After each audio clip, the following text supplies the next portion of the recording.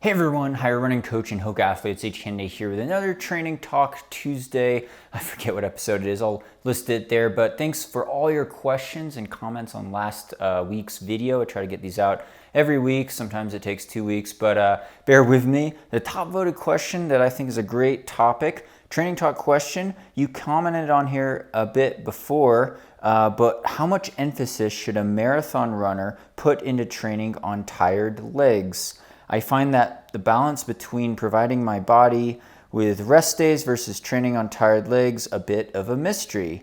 Thanks, Sage. Another awesome video as always. So great question. Running on tired legs, this applies to 5K, 10K, half marathon runners, as well as marathon runners and ultra marathon runners, I would say. And in my experience of running competitively at a pretty high level the last 20 years, I run on tired legs a lot. In my experience, coaching athletes as well, there's this idea of cumulative fatigue, so to speak. Running on tired legs, but also the idea that you're pushing your mileage, right? You might be running more miles or kilometers per week than you've ever run in your life, especially during a marathon specific build.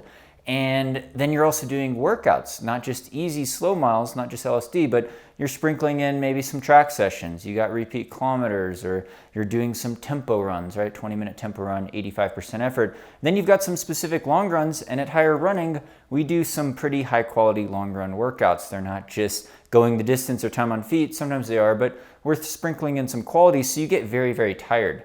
And you go into these workouts tired, and that's the idea. That's the idea. But then, before race day, maybe 2 weeks out or so from before a big race, you taper so your legs are more fresh and you feel that extra spring in your step. So the idea is that you're running a lot of workouts on tired legs, you're building up this resistance, this extra strength, so then when you taper, you have this super compensation, you're at a different level. Now, that being said, you don't want to be so tired in training, overtraining, that you can't perform the workouts at a certain pace, right? If you have a speed workout that you want to run significantly faster than marathon pace, you want to be able to run with good form. You don't want to get too sloppy, and you don't want to have to cut the workout short because you're in so much pain or you're injuring yourself. Now, the number one thing with overtraining is usually you get injured and then you're out, or you get sick and then you're out, right? You have to take some days off. You're forced to take time off.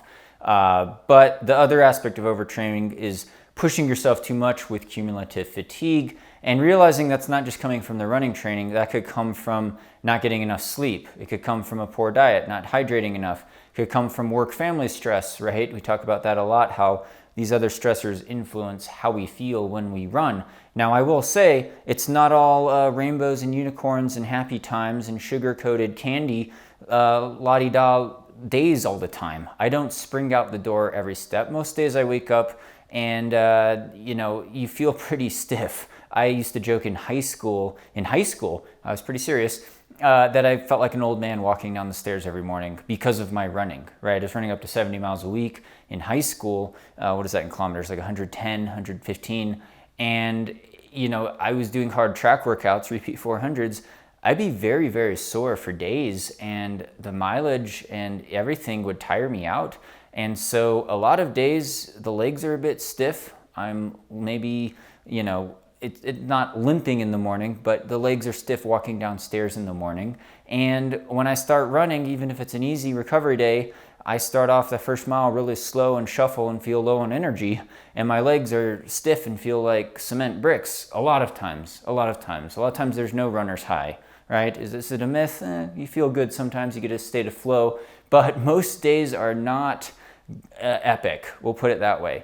Sometimes you'll have a magical workout, you'll hit the paces, things are clicking, things feel good, it's a big confidence booster. A lot of times it's a struggle. It's a struggle just to get out the door and find motivation to train, because it's hard. It's a hard thing to do. And when you're training hard and you're pushing your body for super compensation or to become more resistant to fatigue, it gets very, very tired. You have to sleep more. You have to hydrate more. You usually get to eat more. So it is a very common thing, is what I'm saying, especially in the bulk of marathon training, ultra marathon training, these longer distance races. When you're running this high mileage, don't expect to have fresh legs on most days. Expect to feel tired, especially on your easy days. Expect to go into long runs depleted already. It's kind of the goal, is to have slight glycogen depletion, slight fatigue buildup. But but you don't want to run with sloppy form. You have to concentrate on running with good form. And some days it's not all despair and negative. Some days, a lot of times, you'll find you'll start off very tired early on, but then magically in the middle of the workout, you actually might get like a second wind or a third wind and start to actually feel better after you get warmed up. And it's magic because you think you should get more tired, and a lot of times you do get more tired, but sometimes things start to click like magic. Maybe late in the training cycle, maybe you're 8 weeks into the marathon plan and the mileage finally catches up to you, but things start clicking. So you can be really tired one week and have all these, subpar workouts and feel really drained, but then give it another couple weeks and something starts clicking. The magic starts happening. You have this amazing reservoir of strength now because you've been running consistently high mileage. You've been being consistent.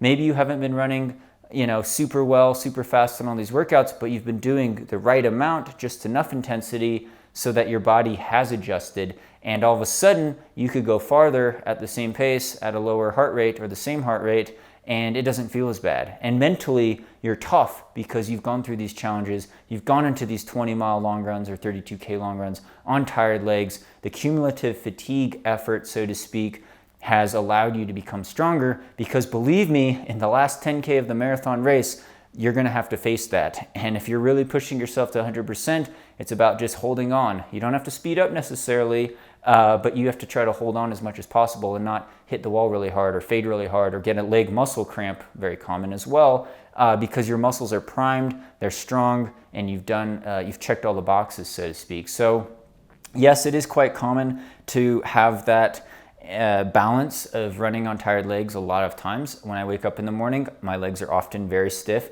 very tired. I feel physically tired, and yeah, it's a hard thing. It's especially if you're running super high mileage. Now, I realize it's different if you're running 100 miles a week, 160K a week, like I was a lot doing road marathon training, versus if you're running a third of that volume, right? 30 miles a week, 50K a week. So, it does matter on the difference, and it matters on the balance of your intensity. What pace are you running your easy days at? Hopefully easy enough and conversational. If you feel extra fatigued, yeah, you could slow down quite a bit on those easy days. Maybe you could take a day off, an extra recovery day, if you're really getting out of balance. But realize it is quite normal, at least in my experience in coaching and training, to be pretty fatigued. And it's kind of the idea of training is to put yourself in these states of depletion and fatigue, at least at some level, so it toughens you up before the big race. Because that big day, you're gonna have to do things all at once. It's gonna challenge you a lot. And hopefully the taper kind of refreshes you. If not, there's usually some built-in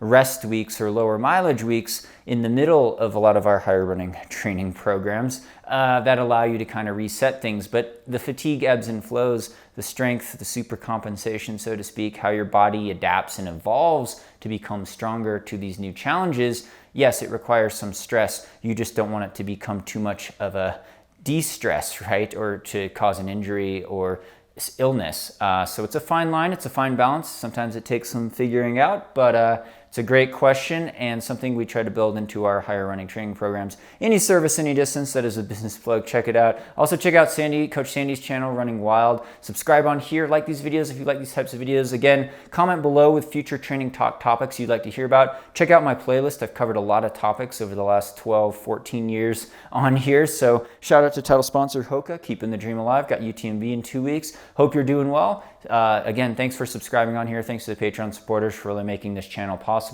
And stay tuned for more via 2Max Productions.